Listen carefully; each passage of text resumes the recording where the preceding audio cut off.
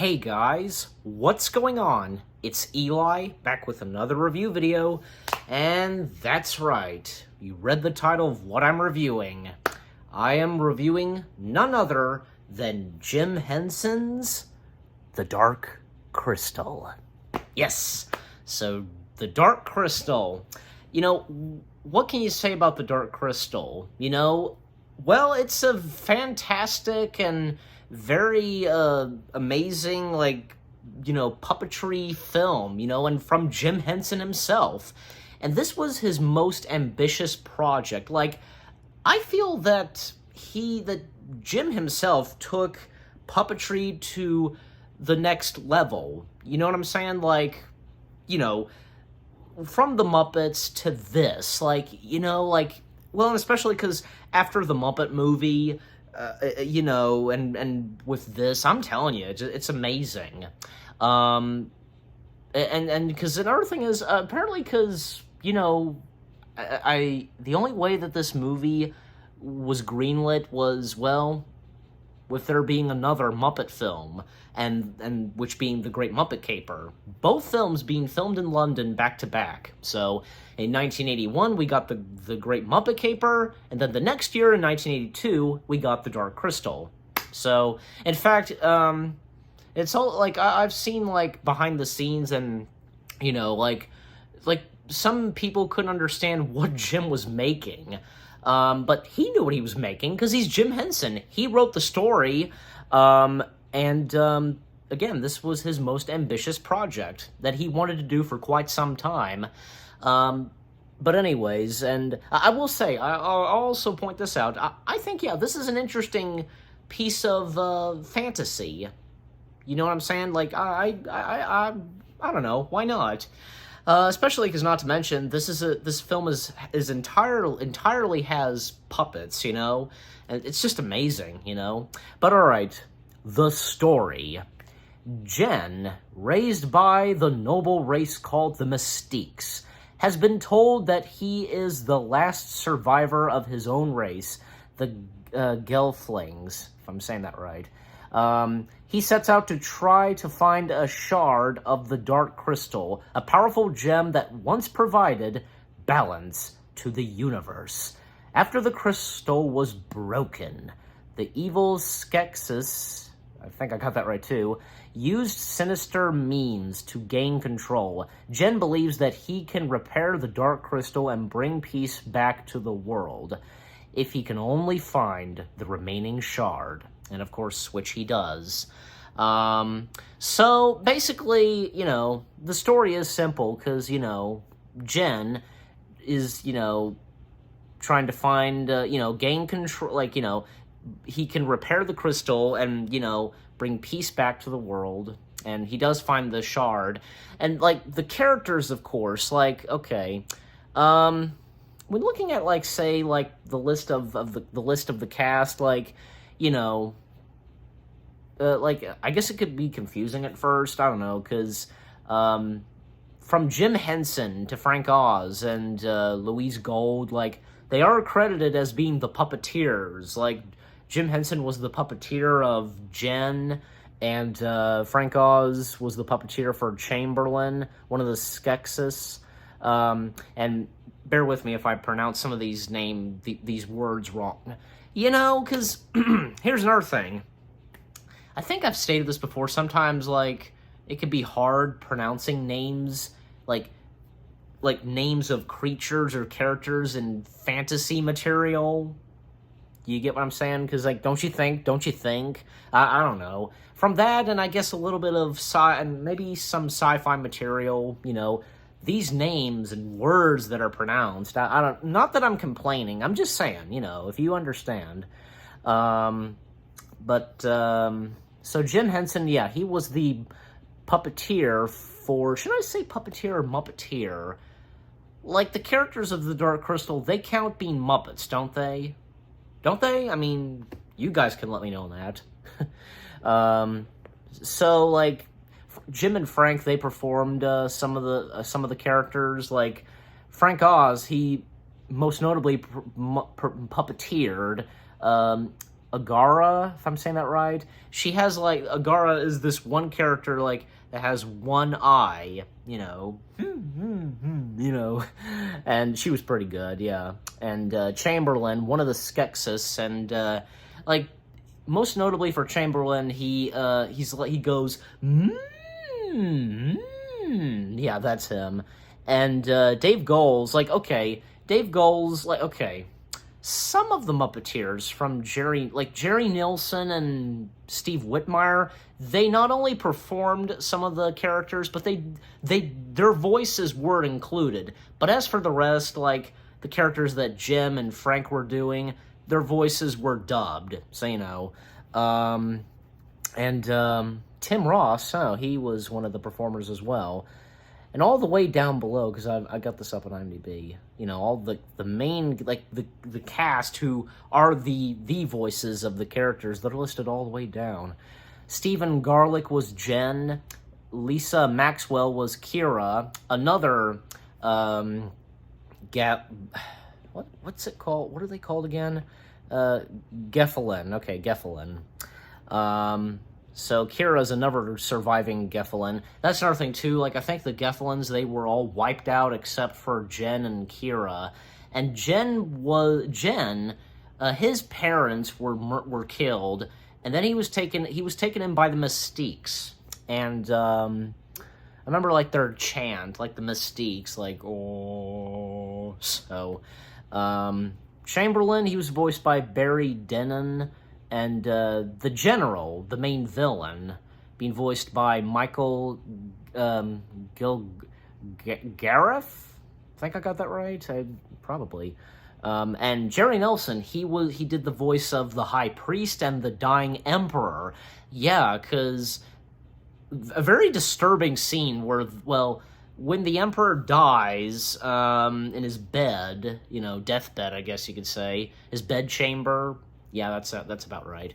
Like, right as he dies, like, he just, like, turns to crisp. Like, part of his face, like, breaks off. Like, that's disturbing for a PG-rated film. For kids. So yeah, once that emperor dies, like, has died, now the general, like, he becomes the emperor, and there are only, like, apparently according to the narrator, there are only 10 Skeksis left, you know. So again, like, you know, Jen was sent by his dying master to, you know, find the missing shard and to restore the crystal, along with, you know, Kira and Kira's pet that was performed by Dave Goelz. Yeah, Dave Goelz did do the voice, I believe, for Kira's pet, Thesgig. Yeah, a friendly monster, as he's credited. But yeah, I gotta tell you, the puppetry was fantastic in this. Like, again, as I said, Henson, I believe, yeah, he took puppetry to the next level with, you know, how the puppets looked and they were made and so on. Looks amazing, and some camera shots with the puppets, like, you know, even, like, say, the Skeksis, like, they're walking down the halls, and, like, you can see their whole bodies, and although, yeah, there were some shots where obviously a body performer was Jen, you know, some shots where we would see Jen, you know, from head to toe, running, and I think the same goes for Kira. Yeah, even, like, say, Chamberlain, he was banished at one point, and I was thinking, because I had seen this before. Actually, my dad and I, we saw this in theaters one time. It was being screened by Flashback Cinema. If you're familiar with that, I know I've probably talked about that before. So I saw it once. That was a couple of years ago, and I recently watched it. Cause, yeah, obviously, and hence, you know, wanted to watch it before I did my review on it. And Chamberlain, because again, he's the one Skeksis who, you know, goes, like, he gets banished at one point, and I believe, yeah, and like, you think that, okay, he's friendly now, he's on the good side, but no, apparently not. He was tricking Jen and Kira to follow him back to the castle. And of course, some creatures here and there in this, which I really can't remember their names. Again, because creature names and character names in fantasy could be a bit tricky, for me, and I'm sure for some of you guys too. Like, how do you pronounce some of these names? You know what I'm saying? It's like, say, the characters from Disney's The Black Cauldron. How do you pronounce their names? Like, the only one I could think of that I could pronounce their name is Gurgi. So, poor miserable Gurgi. Okay, back to Dark Crystal. Of course, like, some moments with, some funny moments with, Aughra, and at one point Aughra gets captured and brought in and comes face to face with the Skeksis, and she has some hilarious moments and some lines, and I believe that Frank Oz, well, he did the voice, like temporary voice, and some of the lines that he said, and thus the actress who voiced Aughra, well, what's her name? Billy. It was Billy Whitelaw.